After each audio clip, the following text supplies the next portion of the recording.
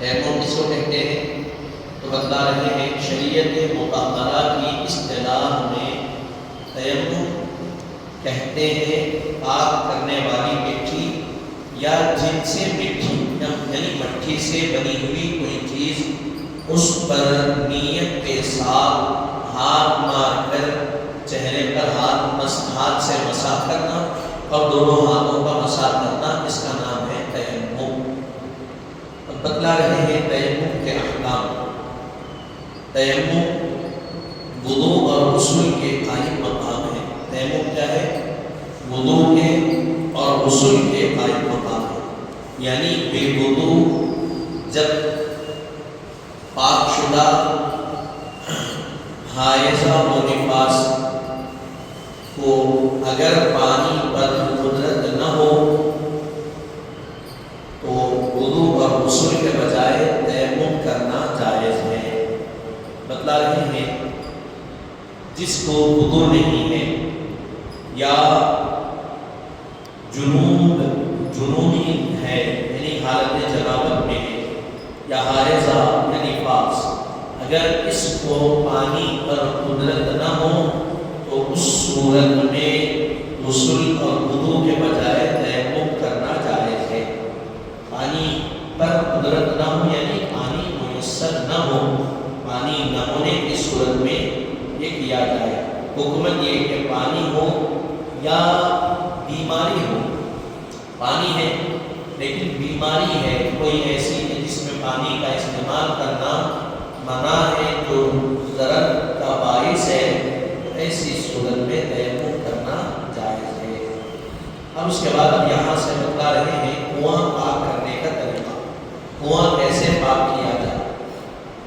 تو جس چیز کے گرنے سے کنواں ناپاک ہوا ہے پہلے اس کو پانی سے کنویں سے نکال دے، پھر اس کے بعد حکم شرع کے موافق کنویں کا پانی نکالنا چاہیے۔ پہلے کیا ہے؟ کنواں ناپاک کیسے ہوا؟ تو کوئی چیز گرنے کی وجہ سے ہوا، تو وہ جو بھی نجاست ہے پہلے اس کو نکال لینا، اس کے بعد شریعت مطہرہ میں جو طریقہ بتایا گیا ہے اس کے موافق اس سے پانی نکالنا۔ جب تک وہ چیز نہ نکالی جائے کنواں پاک نہیں ہوگا۔ آپ کنویں میں سے 1000 ڈول پانی کے نکال لیں، لیکن پانی نکالنے کے بعد آپ کا یہ معاملہ ہو رہا ہے کہ جو نجاست گری وہ اس میں ہے، تو بتایا گیا جب تک کنواں پاک نہیں ہوگا جب تک کہ وہ نجاست نہ نکالی جائے۔ پہلے شرط کیا ہے؟ جو ناپاک چیز گئی اس کا نکالنا، پھر اس کے بعد پانی نکالنا۔ اب اس میں فرق ہے، کتا گرا تو الگ، پھر جانوروں پہ اور نجاست پہ منحصر ہے، وہ جیسی جانور ہے جیسی نجاست ہے اس کے حساب سے پانی نکالنا وہ یہاں آگے بتا ہے۔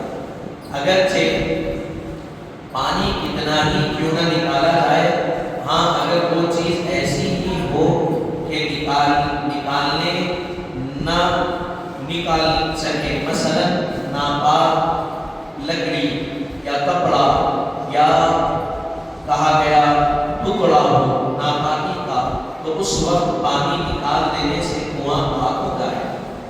دوسری چیزیں بتا رہے ہیں کہ کوئی ایسی چیز گر گئی، مثلا لکڑی گر گئی ناپاک، یا کپڑا گر گیا ناپاک، یا پھر بتایا اگر کوئی ناپاکی کا ایک ٹکڑا گر گیا جو پانی میں مل گیا اور نظر نہیں آیا، پانی میں گل گیا، تو بتایا گیا ایسی صورت میں صرف پانی نکال لینے سے کنواں پاک ہوتا ہے۔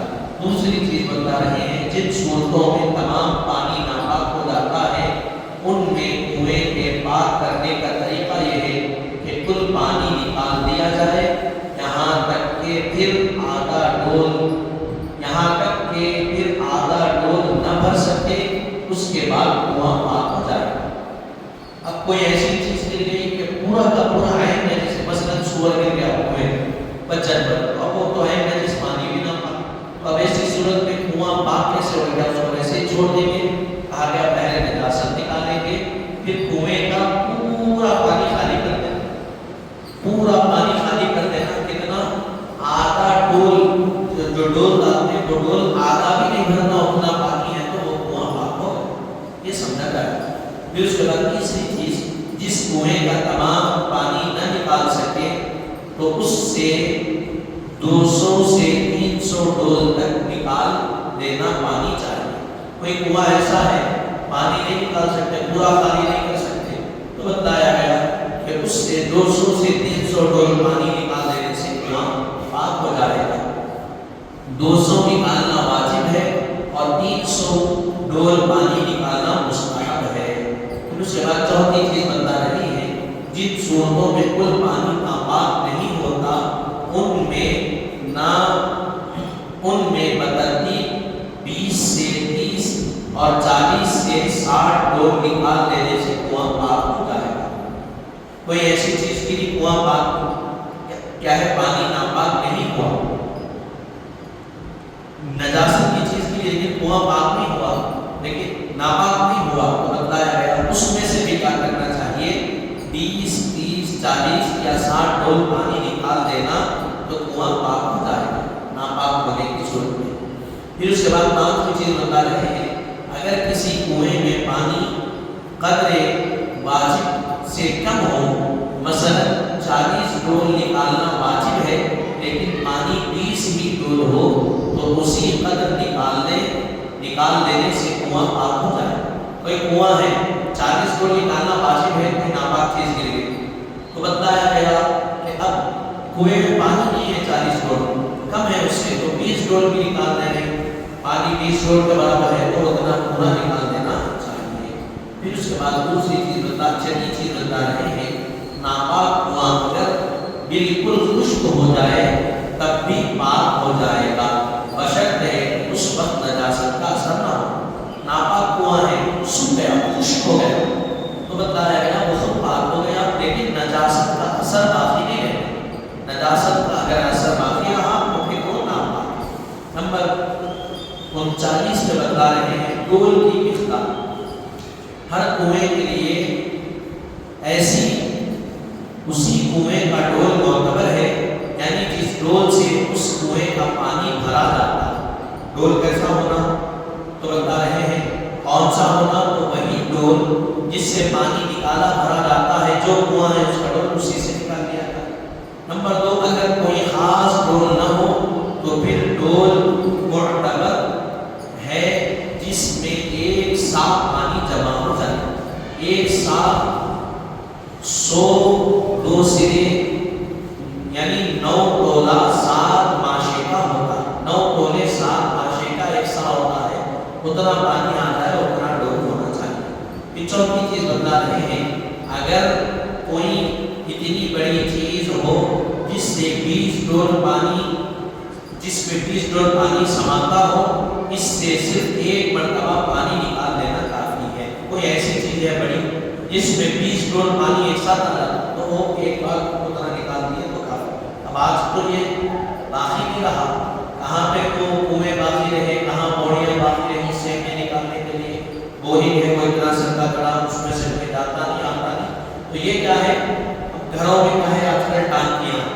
ٹینکی ہے، تو اس میں کوئی نجاست کی چیز تھی تو وہ پورا خالی کرنا، دھونا، بھرنا، یہ کیونکہ وہ کتنی مقدار ہوتی ہے اس کی، کیا کنویں کے برابر ہوتی ہے، نہیں ہوتی، چھوٹی ہوتی، 10 بائی 10 سے کم ہے، جیسا کہ پیچھے بتایا گیا مسئلے میں 10 گز لمبا 10 گز چوڑا لہے کرتا جس کو کہا جاتا ہے، وہ مقدار سے اگر کم ہے تو اس میں ایک قطرہ بھی کوئی ناپاکی کا گر گیا، شراب پیشاب وغیرہ، تو وہ پورا کا پورا پانی ناپاک ہو جائے گا، وہ پورا پانی بدل دینا پڑے گا۔ اب بتلایا گیا کوئی جانور ہے پانی میں منہ ڈال دیا، تو جانور کو دیکھیں گے کہ جانور پاک ہے، اس کے منہ کو دیکھیں گے، اگر وہ بھی پاک ہے تو بتلایا گیا جس جانور کا جھوٹا جائز ہے تو وہ پانی بھی جائز ہے، اگر منہ ناپاک تھا یا پھر جانور کا جھوٹا ناجائز ہے تو پانی بھی ناجائز ہے، اس کو نکال دینا، بدل دینا پڑے گا۔ پھر اس کے بعد ناپاک کنویں کی ناپاکی کی شمار، ناپاک کنویں کی ناپاک جو ناپتے ہیں، ناپنے کی شمار بتلا رہے ہیں، جو کنواں کسی ناپاک چیز یا جانور کے گرنے سے ناپاک ہوا ہے، اس کو گرنے کے وقت سے، اور اگر گرنے کا وقت معلوم نہ ہو اور جانور کھولا پھٹا نہ ہو تو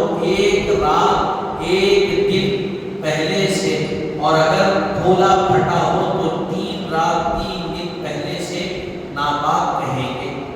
کوئی جانور گرا تو گرنے کا وقت معلوم ہے کب ہوا تو وہ ناپاک ہے، یا پھر معلوم نہیں ہے تو جانور گر گیا لیکن دھولا بھی نہیں پھٹا بھی نہیں پانی میں، تو یہ سمجھا جائے گا 1 دن یا 1 رات پہلے جانور گرا، یا پانی میں جانور گر گیا، پھول بھی گیا پھٹ بھی گیا پانی میں، تو وہ یہ مقدار سمجھی جائے گی کہ وہ جانور یا تو 3 دن پہلے گرا یا 3 رات پہلے پانی میں گرا، جس کے سبب پھول بھی گیا پھٹ بھی گیا۔ اور پہلی صورت میں 1 رات 1 دن اور دوسری صورت میں 3 رات دن کی نمازیں پھیری جائیں، جبکہ اس پانی سے وضو یا غسل کر کے پڑھی گئی ہو، نیز جن چیزوں کو پانی لگا ہو ان کو پھر دھو لے۔ کوئی جگہ ہے مثلا حوض ہے ڈھپا ہوا، موٹر لگا دیے، اس میں سے پانی آ رہا لے رہے، یا ٹینکی ہے معلوم نہیں، ضروری نہیں ہے روز جا کے کھول کے دیکھنا پانی کیسا ہے پاک ہے نہیں، لیکن جا کے دیکھیں تو اچانک اس میں کوئی ناپاک چیز دکھی، چوہا دکھ گیا، گھونس دکھ گئی، بلی دکھ گئی، دھوئی میں پھٹ گئی، تو بتلایا گیا 3 دن 3 رات آپ جب دیکھیں اس سے پہلے کے 3 دن اور 3 رات جتنی آپ نمازیں پڑھے وہ ساری نمازیں آپ دوہرا لینا، وہ نمازیں آپ کی نہیں ہوئی۔ یا جانور گر گیا لیکن بھولا نہیں پھٹا نہیں تو 1 دن اور 1 رات پہلے کی نمازیں دوہرا لینا، اور اس پانی سے کوئی برتن آپ دھوئے، کوئی چیز آپ دھوئے، وضو لیے غسل کرے، تو بتلایا گیا نہ وہ وضو ہوا نہ غسل ہوا نہ وہ برتن پاک ہوئے، دوبارہ پہلے اس جگہ کو پاک کر لینا، پانی پھر ریفل کرنا بھرنا، پھر اس کے بعد خود بھی پاک ہونا، برتنوں کو بھی پاک کرنا۔ یہ کب ہے؟ کوئی ایسی جگہ جہاں جانور گر گیا آپ کو معلوم نہیں، باہر کے دیکھے معلوم ہوا تو پہلے اس کو پاک کرنا، پھر خود پاک ہونا، پھر وہ چیزیں پاک ہونا، پھر گزشتہ اگر پھول کے پھٹ گیا تو گزشتہ 3 دن کی نمازیں دوہرانا، یا نہیں پھٹا تو 1 دن کی نماز دوہرا دینا، یہ باریکی ہے۔ اگر ہم دیکھیں کہ ویسے چھوڑ دیے تو پھر ہماری نمازیں بھی بیکار ہے، ہمارا اصول سب چیزیں، اگر ہم گئے نہیں، اپنے گھر کا خیال نہیں، پاکی کا خیال نہیں، تو پھر نمازیں بھی آپ کی ضائع ہو جانے والی ہیں۔ پھر بتا رہے ہیں جن چیزوں سے کنواں ناپاک نہیں ہوتا، وہ کیا چیزیں؟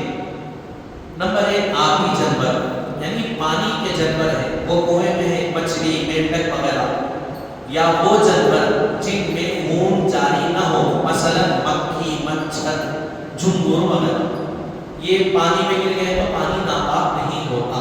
ایک تو مچھی ہے، مینڈک ہے، یہ تو پانی میں رہتے ہیں، تو یہ آبی جانور ہے، ان سے پانی ناپاک نہیں ہوتا۔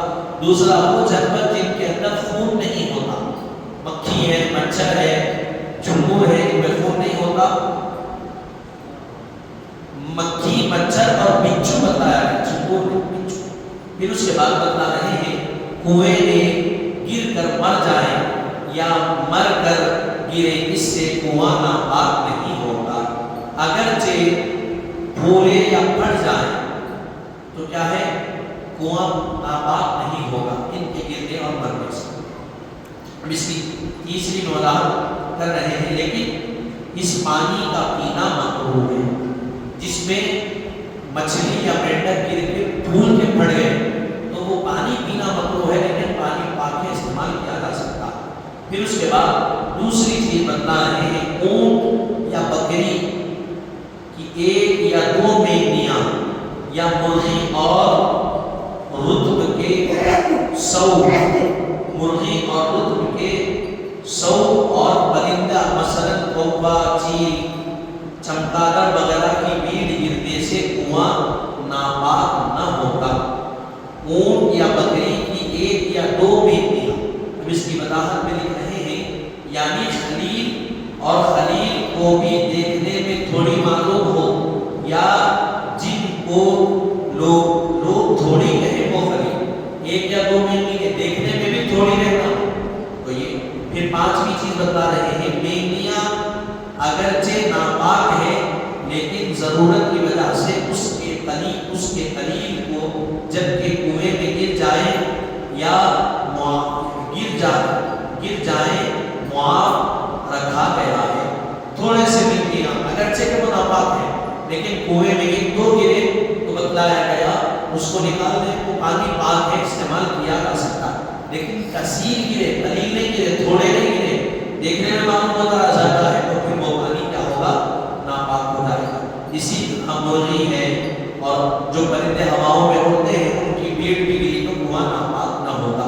نمبر 3 بتلا رہے ہیں سور کے سوا کل جانور کے خشک ہڈی یا ناخن یا بال گرنے سے لگی ہوئی چیزیں، اس سے پانی ناپاک نہیں ہوگا۔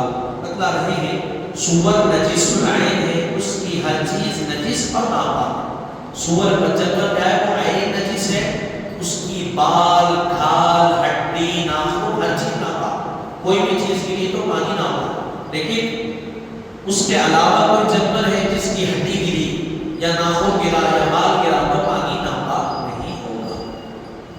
دوسری چیز بتا رہے ہیں آب مستعمل خود پاک ہے مگر پاک کرنے والا نہیں ہے، بس اس سے وضو اور غسل درست نہیں، البتہ نجاست حقیقی دور کر سکتے ہیں۔ آب مستعمل استعمال کیا ہوا پانی کیا ہے؟ خود پاک رہتا انہیں، لیکن پاکی کو دور کرنے کے قابل نہیں رہتا۔ مائع مطلق کیا رہتا؟ پاک بھی رہتا، پاک کرنے کے قابل بھی رہتا، طاہر بھی رہتا، مطہر بھی رہتا۔